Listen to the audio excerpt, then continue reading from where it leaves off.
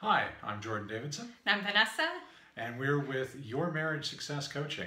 And today we're here to answer the question, why won't my spouse support my business? Which is a really common question and a really common problem for those of us who are entrepreneurs.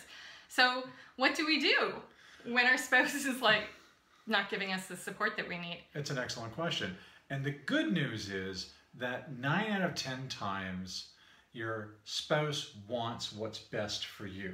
Well, that is good news. And that's what John Gottman calls the positive perspective. And it's something that I talk about in my 3 Keys to a Successful Marriage seminar. Right. So there are other options. There's 3 other options. There's other possibilities. There's other reasons that they may not be supporting you. And we're going to talk about those right at the end. Right. Because 90% of the time, they're not the reason. That's right. And that's key to remember, that your spouse really does want what's best for you pretty much across the board in all types of marriages. And when you start to have the conversations that you're going to need to have about your business with your spouse, you want to take that mindset in of my spouse loves me, they want what's best for me, because it'll smooth the way. So you don't want to go in thinking, oh, they hate me and they're so horrible and why are they so awful? Because then that energy becomes your spouse's energy. So you want to go in with, I know they love me. This is really puzzling. I wonder what's going on. So we're going to tell you what's going on. So in short, fear. Yeah. Massive fear. They Freak are out scared. Yep. Scared to death of everything that you're talking about. They are completely triggered at this point. And we're going to talk about what a trigger is. So essentially what's happened is you've come up with this and you're talking to them about your business and you want them to be on board with it, and they are scared to death. And that's what the trigger is. When you say business, they get scared. Yep.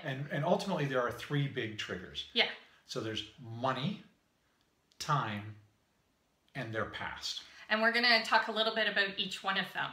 Now remember, as the entrepreneur, as the person who wants this business to work, it's your job to figure out which one it is, or maybe it's a combination of a bunch of them. So you have to kind of put on your sleuthing hat and do some detective work. And so let's talk about money. Money is the biggest reason that marriages fall apart. It is the biggest source of arguments. It is something you have to learn how to talk about with your spouse.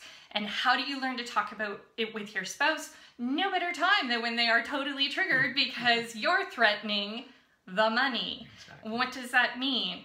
Well, when you got married, did you have a job? Have you always been an entrepreneur? Is this a new thing? What were the expectations and agreements that each of you brought to the marriage? For instance, if you were a VP of a major corporation and you were making like $250,000, $300,000 and you had benefits and weeks of vacation and you have 2 small kids, and suddenly you tell your spouse, oh, hey, I want to start making jewelry. The spouse freaks out because you're changing all the agreements, right? They have a certain expectation of security, a certain lifestyle. It makes sense that they would freak out, right? And it can also change the money roles. And who's the provider? Who are they expecting to be the provider? Who did you expect to be the provider? Maybe you're having a conversation in your head about, well, I've been providing for 20 years and now my spouse has a good job, so it's time for them to provide for me like I provided for them when they were in grad school. But they don't know that you're having that conversation because you haven't told them that yet. So that is the first big trigger, and it's something that is a trigger in all relationships, just money expectations, money agreements. What are you guys actually talking about in your heads that you're not talking about out loud? And if your spouse is also an entrepreneur or has entrepreneurial past or experience, they know that in the first year or 2 of your business, you can expect to make very little. Yeah, even up to the first 5 years. If you are building it correctly, you're going to be plowing everything right back into the business. And that actually leads right into the next trigger of time. Time. And time is a huge, huge issue when it comes to fear with business. With small businesses, there's basically 2 phases of your business life. There's the startup phase where you are working it all the time. And freaking out all the time. for very little compensation, as we Yeah, talked about no before. money, no time. Then, when you do everything well, it takes off. Yay. And now You think have yay? no time. Money, you've got money because it's taken off, but you have no time because now you're scrambling to keep up. And if you haven't put in certain systems and thought ahead, you're in actually a worse place because you've now gone a long time with putting all your time and effort into the business, not into your marriage, not into your kids. And there are a lot of entrepreneurs who look like they're doing really well, who are this close to bankruptcy and not being able to make their payroll. So there is a reasonable fear around, is there going to be and time with me? Yeah, exactly. Right? Like, what if my love language is quality time? And that's Gary Chapman's work, brilliant work. What if my love language is quality time? Right. And now I'm starting a new business and I have no time to give quality time. And what about our kids? Are they going to have a spouse there? And so there's this work-life balance conversation that most entrepreneurs don't have and they don't think about because they're so excited about having their business and they're so passionate about making it work. Absolutely. And then that ties into the third big trigger, which is the past. The past. What did your spouse grow up with? Yeah. Is your spouse the kind of person who watched their parent fail at business after business? Who lost their house? Yeah, their uncle has the horror stories that you hear all the time. And that is something that if they feel that that's what starting a business does to you, then there's no way they want that to happen to you and to them. See how they're caring about you? They're trying to protect you. They're trying to make it okay and make it safe for you and your family. Another thing that matters is how much time have you spent on this? Is this your 17th business idea? Oh my gosh, I'm totally going to make this work this time. Exactly. And you can see where if it's like, well, but this time it's going to work, your husband's going to be, or your wife, husband, wife, is going to be, well, what are you talking about? Why would this time be any different? Or have you been doing this for 10 years now? Yeah. A good friend of mine, his wife worked a home-based business for 10 years and made nothing at it.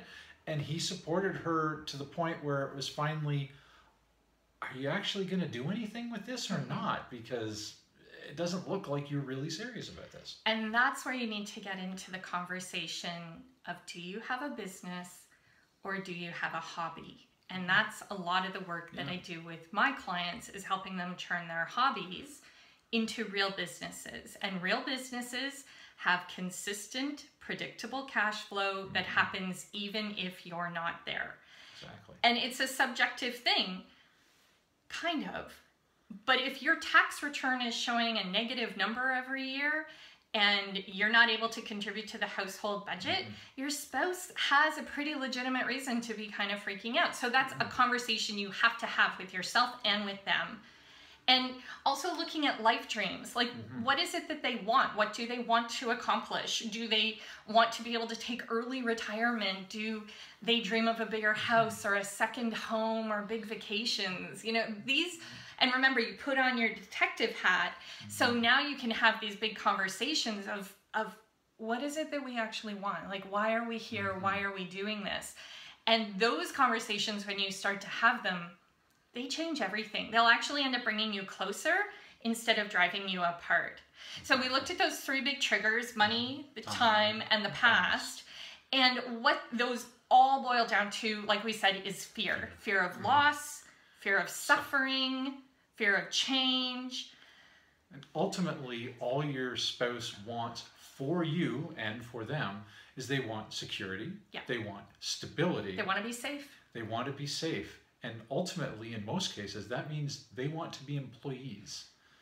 Most people are employees. Most people, that's what they do. You know. Yeah. I mean, our parents' generation was get a good job. Stay at that job. Stay at that job. Get your pension and your gold watch and retire and have a great time. And that isn't the reality for the vast majority of people anymore, but at least they still think, get a safe job And then if that job doesn't work out, move on to the next job. And you're always sort of climbing that corporate ladder, and you have stability in that. You don't have to manage the company, because that's scary. Yeah. Right? So realize that if you have an entrepreneurial mindset and your spouse has an employee mindset, they think you're crazy. Right. And you need to have a reality conversation with them that says, no, this is why this is going to work. And we're going to do a second video that talks about things you can talk about with them to give them more confidence in what you're doing. But what we wanted to look at in this video is just getting to the root of what is actually happening here. Like, why is your spouse not supporting you? And what you have to do, and this can be hard for a lot of us entrepreneurs because we've got a lot to say and we talk fast and we can dominate that conversation, is we have to shut up and listen. Yeah. 2 ears, 1 mouth. Yeah. Yeah. And we have to actually ask questions and go deeper really, and deeper and say, okay, well, what does that mean to you? And where does that come from? And how does that feel in your body? And all of these coaching questions. And that's actually what we do when we do VIP days. We sit down with our clients, and the entire afternoon is working through this map that we created so that you can have these conversations. And it is amazing to see people who've never been able to have a big conversation without it turning into a fight actually get through them and feel closer. Right. And find out what is actually going on. Under. Understanding that it's fear, and it's likely rooted in one of these things, time, money, or their past, and pulling that out. And you, as the entrepreneur who has the problem with the spouse, finding that out about your spouse solves a ton of problems, because now you understand that really they do have what's best for you in mind. Yeah, and they want you to be happy, and they want you to succeed, and they want to be happy, and they want your family to succeed. And so that's why you need to listen, and you need to go in deep, and you need to not mind read and assume you know why they're freaking out, and actually talk to them and say, this really matters. Because our marriage, and this is a big thing that you want to make sure they know, our marriage is more important than our business. Absolutely. Right? Like, this relationship is more important than my business. And I need to know what is hurting you about my business. And you need to appreciate them in that process and show them that, like, not just say, oh, honey, I love you, but actually love them in their own love language. And that's part of what we do with our couples, is how do you actually love your spouse so they believe you? And if you try to sneak around them, or you ignore them, and you're just like, oh, I'm going to do my business anyway and screw them, you're going to be doing it alone. Yeah, you're sacrificing your marriage for sure. You need to have these conversations. And if you can't have these conversations with them because you don't know how, or you're freaked out to do it, that's why people come to us, because we sit down and we create a safe space, couple on couple.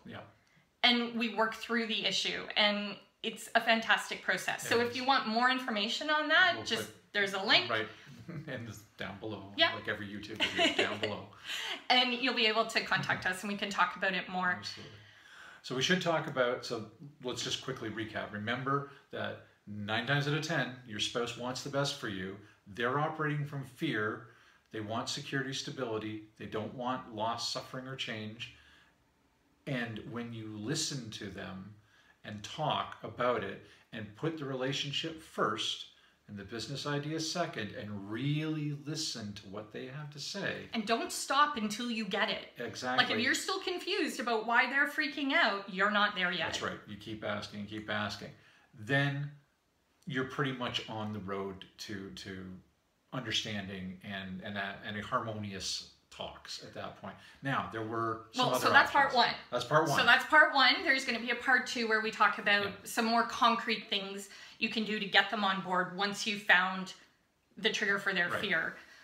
And we said we were going to talk about three other possibilities for what's going on. And remember, this is like less than 10% of the time that this is one of the issues. But if it's the issue that you're dealing with, you need to know. All right. So the first one, they can be jealous. yeah, they can Flat be out jealous, especially when you start making the money. Yeah, and the freedom that you have. I mean, if you own your own business and you have a real Yeah, you were jealous business, of me, weren't you? Of course. Because I'm a coach and I worked at home. And I worked in a job, and I loved my job. Yeah. I enjoyed what I did. It was very satisfying. And I got up every day knowing that my wife Was sitting in bed all day working, doing a really good job, getting paid really well. Getting paid. But man, that sucked. It's hard to get up every morning. So they could be jealous of the freedom, Yeah. and they could be jealous of the money, especially once you start making money. Exactly. Because you might be changing. It's changing the price of poker. Yeah, Dr. changing the Phil, price of poker. Changing the price of poker. That you're actually threatening them and their role expectations of who's the Exactly. breadwinner and who is the, like, who's the man. Yeah. And it doesn't matter male and female, but there's this, you know, who's the man, who's the breadwinner, who's the big dog. Yeah, who's in charge? Who's in the power? charge? Because money and power, that's like a whole different video. Yeah. So we'll, you know, hopefully So do that. that's one of the options. Yeah, so that's one of the Option 2 sucks. Yeah, really tiny percentage. Very small. You're in an abusive relationship. Yeah, It's- where you have a controlling spouse Yeah. who ridicules, belittles, and basically controls you. And this is a huge threat to them because, again, it changes the power dynamic. If you're in an abusive relationship, you need to get help. And you've got way bigger issues than them not Then supporting your business business. is not your biggest issue at that point. Your issue is getting some help right now. And there are great therapists out there, and seek them out. Yeah, and Okay. crisis counseling, Absolutely. and you know, if you need help with that, reach out to us and we will direct you to resources in your Exactly. area. That is obviously way beyond our scope, but we wanted to mention it. So in like a teeny tiny percentage, we don't want you leaving this video going, oh, that's it, my husband's abusive and that's why he doesn't, you know, or, you know, my wife is abusive and that's why she doesn't support me. It's unlikely to be the case, but we had to mention it because when it is the case, you need to do something about it right away. And then the third reason, and I love this one, is that there's something else going on that your spouse hasn't told you about. There's something hidden. Something's actually not right in their world. Exactly. And you starting a business is scaring the crap out of them for an entirely different reason because maybe their business isn't doing as well as they pretend it's doing. They're on thin ice at work and they haven't told you. Yeah, maybe they've already lost their job and they're pretending to go into work to not freak you out. Exactly. While they look for another job. That sounds really weird, but it happens. And I even read a book once where the protagonist of the book was counseled to do that. Yeah. Was to pretend that he was going to work because of the situation. He didn't want to upset his wife. And magically in 30 days he did manage to find another job. I don't think I'd really recommend going that way. They might have a gambling problem. They might have some sort of addiction that they haven't told you about that is actually taking money that won't be available to support you while you start up your business. And this is the kind of thing that can happen in a relationship where one spouse handles all the money and the other spouse now... If you're in that relationship, we need to talk, period. Okay. So you It's like a big thing of you mine. think there's lots of money and everything's great, so there's no problem with me starting my business part-time, which is how most businesses start, starting it part-time and doing it properly, and you've got a great plan. Because you think everything's great. And they're losing their mind because you're going to find out the horrible thing that's going on that wouldn't have been so horrible if they just talked to you about it. They might have issues. They might be depressed. Yeah. They might have some sort of like mental health issue happening that they've been trying to hide from you, and you know something's off, but it's showing up as criticism of your business. So those are the three other things that we thought might be happening if your spouse isn't supporting you in your business. So remember, 90% of the time, it's fear and one of those three big triggers. They want what's best for you, and they're thinking your business is not what's best for you. That's right. And then there's those three other things that happen very, very rarely, and we wanted you to be aware of them. Exactly. Was there anything else? I think that Nope, there's nothing else today. Look out for part 2 when we talk to you a little bit about how you can get your spouse on board once you've gotten past the fear. So, I'm Jordan. Vanessa. This is Your Marriage Success, and thank you for being with us. Yeah, have a great night. Bye. Bye.